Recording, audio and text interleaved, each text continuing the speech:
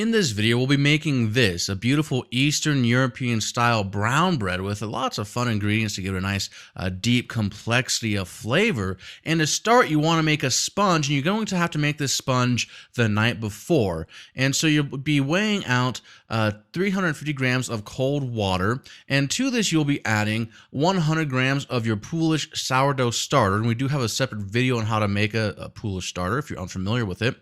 And you're going to just simply stir this together using a wooden spoon. Now to this you're going to add 250 grams of dark rye flour and also 100 grams of whole wheat flour. You're going to mix this together until it resembles something that looks like mud, and then cover with plastic wrap and allow it to ferment overnight, or at least 10 to 12 hours. Now, after that 10 to 12 hour fermentation process that's done at room temperature, your sponge should look something like this when you take the plastic wrap off. You'll notice that it's not super airy like other sponges because the density of your rye flour and your whole wheat, but it should have some bubbles kind of breaking through the surface on top, and that will show you that you have a nice active sponge.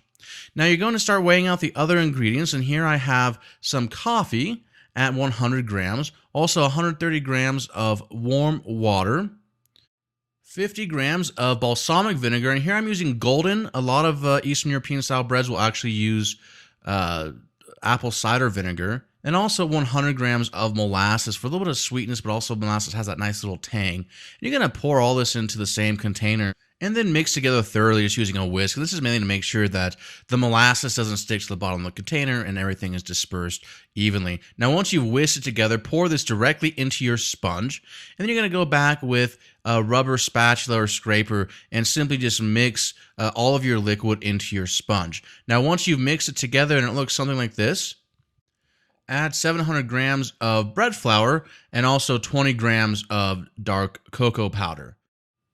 Now you're going to mix all the ingredients together until they just form this little shaggy mass just like this, and then cover with plastic wrap and allow to auto-lease for about 20 to 30 minutes before continuing. And we've talked about auto-lease before. It's a nice hydration step that allows you to not overwork the dough.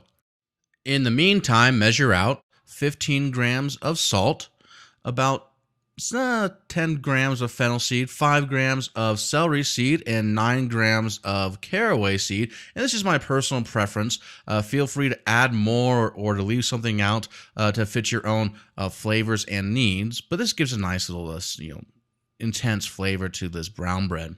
You're going to sprinkle your seasoning and your spices into the brown bread after it's auto-leased for 20 to 30 minutes. And just get your hands in there and mix it all together, because you're going to be doing the slap and fold method here in a second, so it doesn't really matter if your hands get all goopy. And you're going to turn this bread out onto a clean work surface.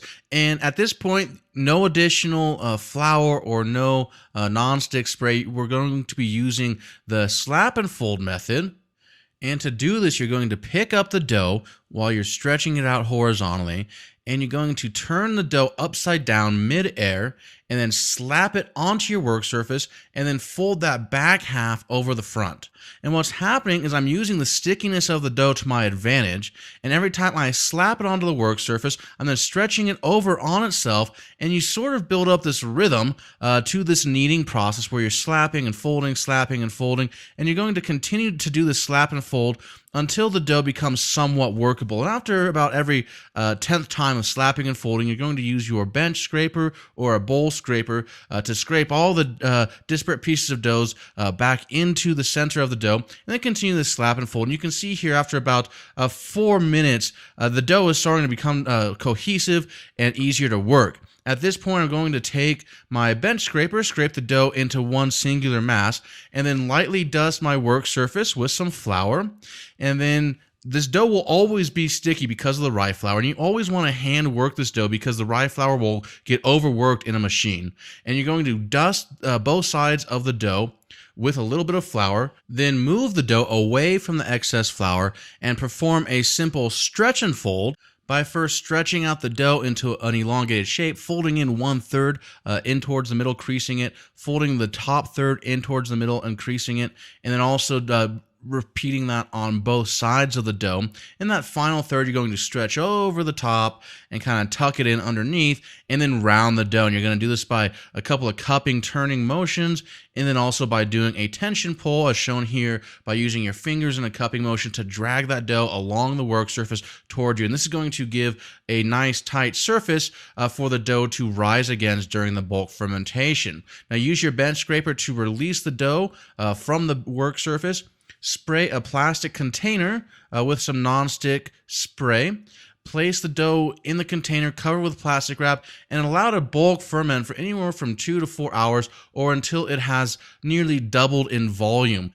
Now, if you're in a hurry, you can always speed up the bulk fermentation process by placing this in an oven that is turned off and then adding to that oven a tray of boiling water, and the steam and the heat from the water will speed up the bulk fermentation process. Sprinkle your work surface with some flour. Use your plastic bowl scraper to get in there and very gently detach the dough from the walls of your proofing container. You don't want to overly flatten or degas. Sprinkle both sides with flour, and now it comes time to portion and preform. So you're basically going to divide this dough into 3 separate portions, each portion weighing about anywhere from 600 to 640 grams. And then once you portion each dough, you want to do a quick little preform.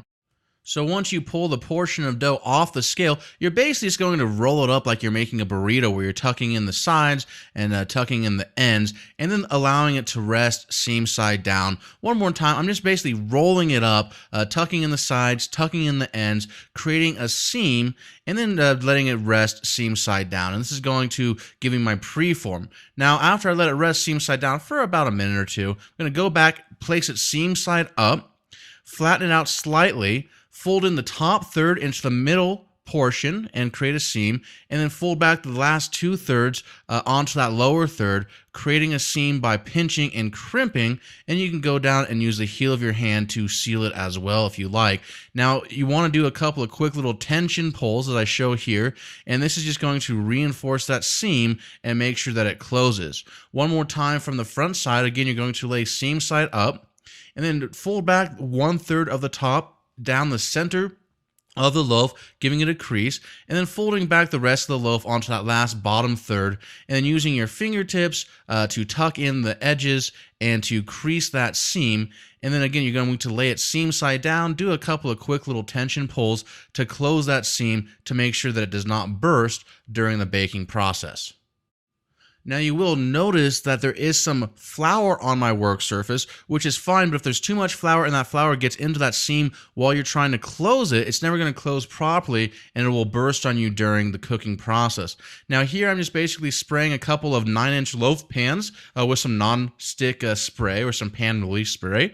I'm going to place each portioned loaf into the loaf pan, seam side down, cover with plastic wrap, and allow to proof at room temperature for about 1.5 to 2 hours or until they double in volume. And again, you can use the steam and oven trick if you want to speed this up. Now, here's how they look like after 2 hours at room temperature in my kitchen. They have pretty much almost grown to about 1.5 times to about twice times in volume. And so from here, I'm going to brush with a little bit of melted butter. And this is optional. This is just to give me a more tender crust because I want to use this as sandwich bread. I don't want a nice, thick, hard crust. So I'm going to brush with butter to give me a tender crust. And then using a sharp baker's razor, make an aggressive cut at 90 degrees straight down the center of the loaf. And I'm trying to cut at least 1/4 inch to a 1/2 inch deep. I'm going to place this into a 350 degree convection oven. If you don't have a convection oven, raise it to about 375. I'm going to bake this for about 40 to 45 minutes or until the crust is a dark golden brown and the loaves feel light when you turn them out of the loaf pans. They shouldn't feel super dense or heavy. Now you're going to place this on a wire rack to cool for at least 1.5 to 2 hours till they cool to room temperature before slicing. Now once you slice it, you're going to have a nice dark rich crumb. It looks something like this. That's great for toast or sandwiches. Now make sure any unused portion is wrapped in plastic wrap and stored out of direct sunlight. For more information, check out this episode's show notes at stellaculinary.com/SB5.